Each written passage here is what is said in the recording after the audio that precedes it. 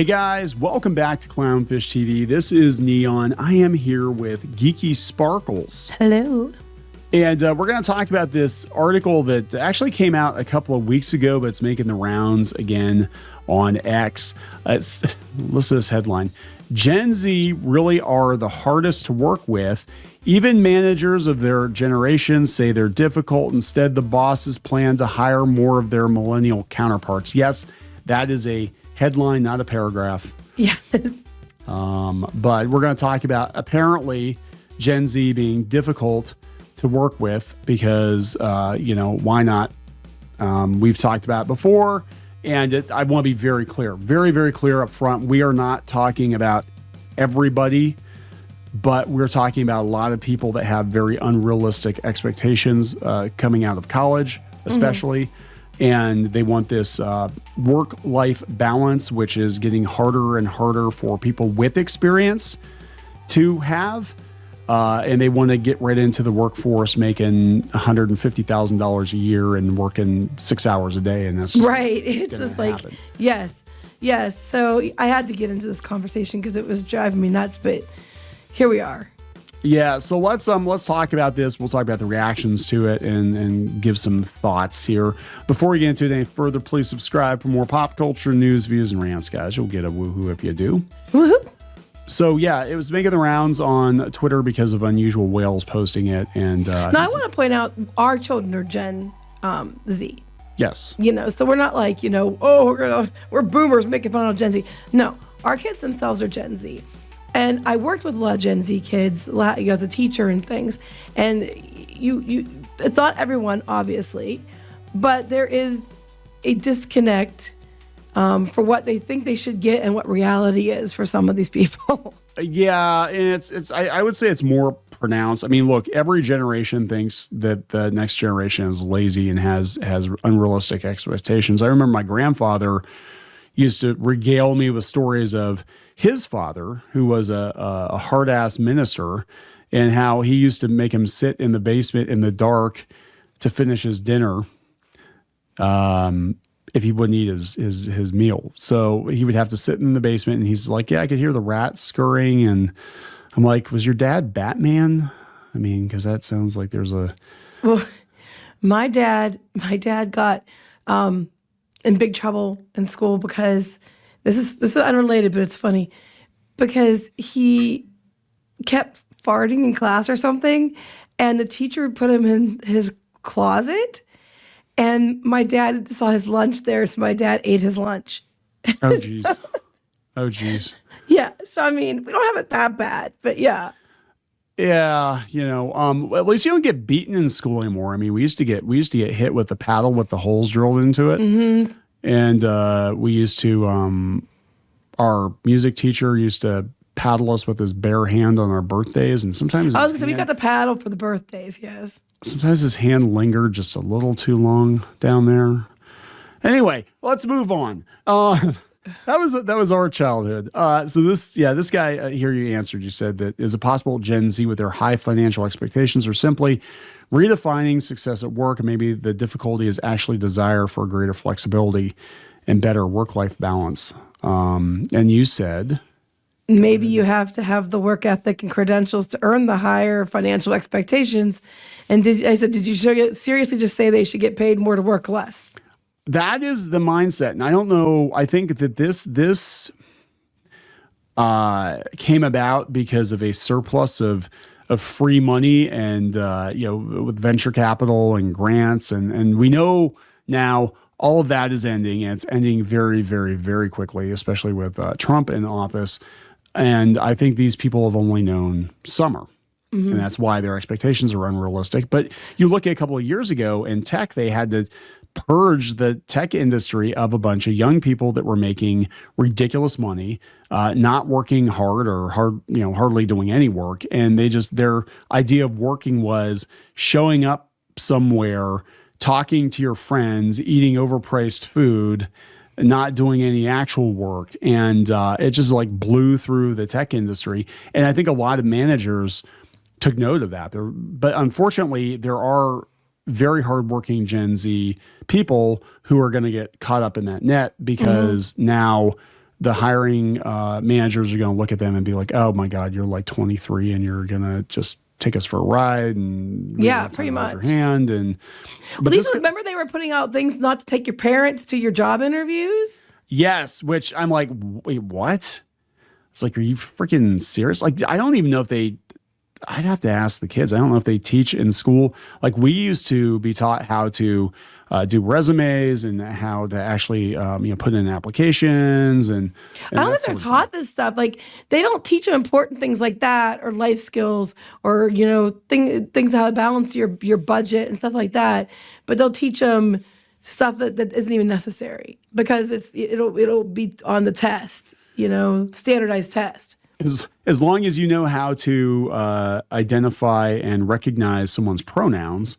I know they're 100 different genders. You're good. And all 95 recognized genders. Then why does it matter if you can hold down a job or not? This comes from Fortune, right? So this is a financial business publication. Gen Z really are the hardest to work with. Even managers of their own generation say they're difficult. Instead, bosses plan to hire more of their millennial counterparts. Okay. Very first sentence. It's no secret that Gen Z often gets flack for, in the words of Whoopi Goldberg, not busting their behinds at work, quite like previous generations. Last year, Jodie Foster complained that Gen Z didn't show up to work until 10:30 a.m., and an MIT interviewer blasted the generation for always being late. And viral debates popped up when one CEO vented his gripe with the Gen Z job candidate who refused to do a 90-minute task because it looked like a lot of work. Oh, but I should get paid top dollar. Work-life balance. Bosses have begun rapidly firing Gen Z. We covered that before, too, that they were firing Gen Z employees just months after hiring them, describing many recent grads as unprepared and unprofessional. But it's not just Gen Xers and baby boomers who have taken stock of how different or rather difficult the youngest generation of workers are. Now, even Gen Z hiring managers are complaining about their own generation's work style. So these are actual Gen Z HR people complaining about Gen Z. That's weird. Well, you mean chief vibe officer isn't going to get you paid, get you a good job? Resume Genius asked 625 U.S. hiring managers which generation is most challenging to work with. 45% said Gen Z, who were born between 97 and 2012. What's more, 50% of Gen Z hiring managers admitted that their own generation is the most difficult to manage. 50% of Gen Z hiring managers. These aren't boomers. These aren't Gen X like us. But your own peers are saying you are the most difficult. Perhaps surprisingly, baby boomers who have been caught in their fair share of criticism for not being in touch with today's workers after buying McMansions in the suburbs were voted as the easiest to manage. Being easy to work with isn't making the oldest generation of workers any more hireable. But yeah, nobody's hiring baby boomers probably because, one, expensive, two, old. Yeah. I mean, come on. While just 4% of the hiring managers surveyed expect to hire baby boomers in the year ahead, a third admitted they will probably end up hiring Gen Z. Despite being the most difficult generation to work with, Gen Z are the second most likely to be hired job candidate of choice. They said more popular, though, are millennials, 45%. In comparison, only 14% of the hiring managers expect to hire Gen X workers. Oh, you assholes. Everybody forgets about us. No, we're hard to control. I think that is actually a very fair thing. I think that's a very fair thing. Gen X are very good at what they do, but most of them at this stage of the game are probably self-employed. A lot of them are self-employed, or they just kind of keep their heads down at work and whatever. But or they know what they're doing and they don't need some little punk ass to tell them what to do. Yeah. There's definitely that. And that attitude has been there since forever. I mean, again, we just did another video talking about like the MTV generation stuff. And that was baked into our DNA. Questioning authority and telling people to go get fucked is baked into our DNA. Like I literally cannot imagine going through life just being like, yep, I'll do whatever. I don't either. They people don't question things. And I'm like, why aren't you questioning this? Anyway. And then what happens is, a lot of these people, though, it is a side tangent. They don't question things. and they just kind of go along with whatever happens, and then they complain they don't have any control over their own lives. I know. It's like, well, you got to make a choice, right? You got to make a choice. And it's like either you do what you want to do or you do what other people tell you to do, but don't complain that your life didn't go the way you wanted it to because, you didn't push back or whatever. So back to this, they're talking about how employers are having to give graduates extra training to get them up to speed. I believe this because our son is in college right now, and it's a joke. Like, it is a complete, absolute joke. He even tells me about how the people who show up to class, now, he's a business major, and people are showing up to class in pajamas. He talks about how they don't do their assignments. The teacher will try to engage them, and they just sit there and stare blankly. They won't interact with each other. They won't interact with the teacher. They're so ill prepared for the real world. It is scary. And then they're bilking these kids and their parents for them to go for this. Yeah, and this is where I think a lot of the sense of entitlement comes from. Because, I went to school, I got that piece of paper, so I am owed a job. This is also the same generation that when I was about teaching, like when we were kids, if you didn't do your assignment, for example, you got a 0. You didn't do your work, you got a 0.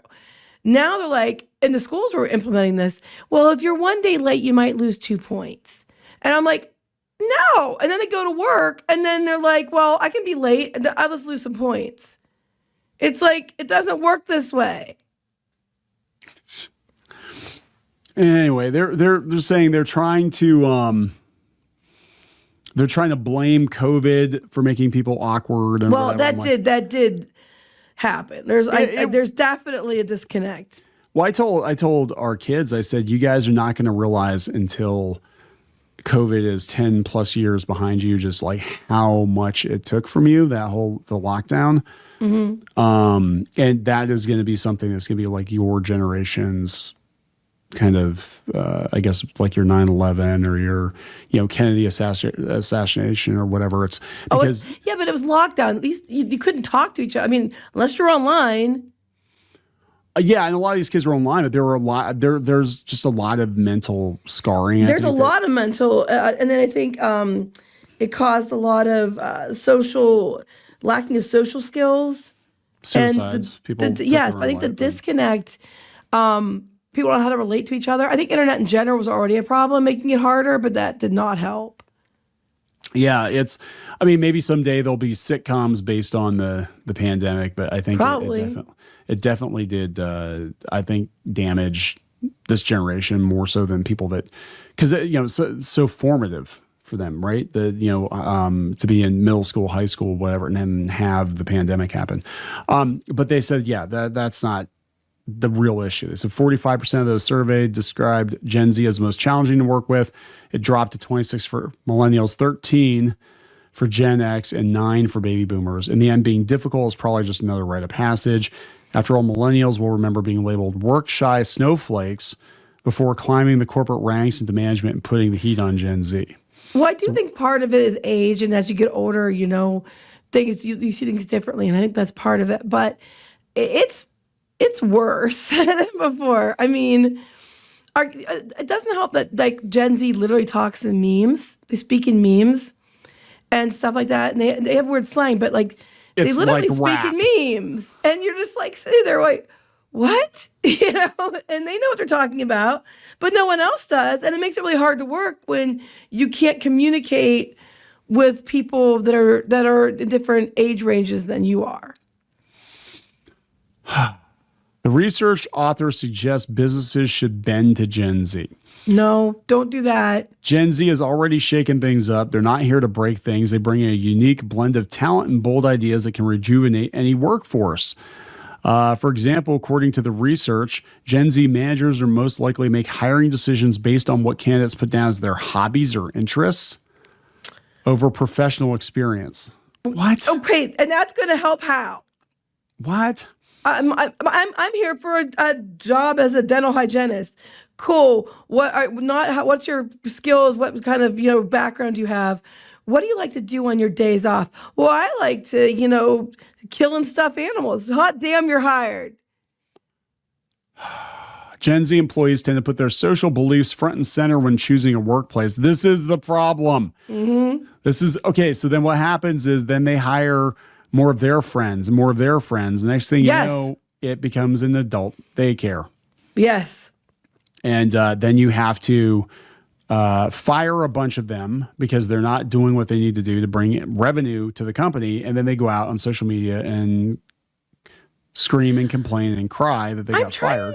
To understand how hiring based on social beliefs and hobbies and not skills is a win and a good way, and it's a rejuvenating the workforce. I'm trying to understand this. Well, I mean, I'm not that old. I'm trying to understand how any of this makes sense. Make it make sense. Yeah, it doesn't make sense. That's the problem. Then this is we're not going to go in this article too, but they were basically talking about how Gen Z are the least likely to leave home, but they do cite economic factors. Yeah, I was going to say, to be fair, economics is a big part of it. Yeah. Yeah, it is significantly more expensive to get your own place now than it was when we were younger. In fact, I would say for Gen X, I think we were probably the last ones that could afford to move out at 18, 20 years old and go get our own apartments. And yeah, you couldn't. The housing situation still wasn't great, but yeah. No, but they're like, worse. Yeah, basically you're going to have your Gen Z kids at home until they're like 30. That's how it's going to work. So we've already made preparations, right? Just in case. But there it is, guys. Yet another article dumping on Gen Z. And again, I want to be clear, I'm not talking to everybody. I know some of our listeners are Gen Z, and I know some of them work their asses off. But unfortunately, the reputation of Gen Z is not great with employers. Yeah, so, it is what it is. Because for everyone that works their ass off, there's probably 3 that don't. Probably. So we're going to wrap it up. Yep. Please subscribe for more pop culture news, views, and rants. We'll talk later. Bye.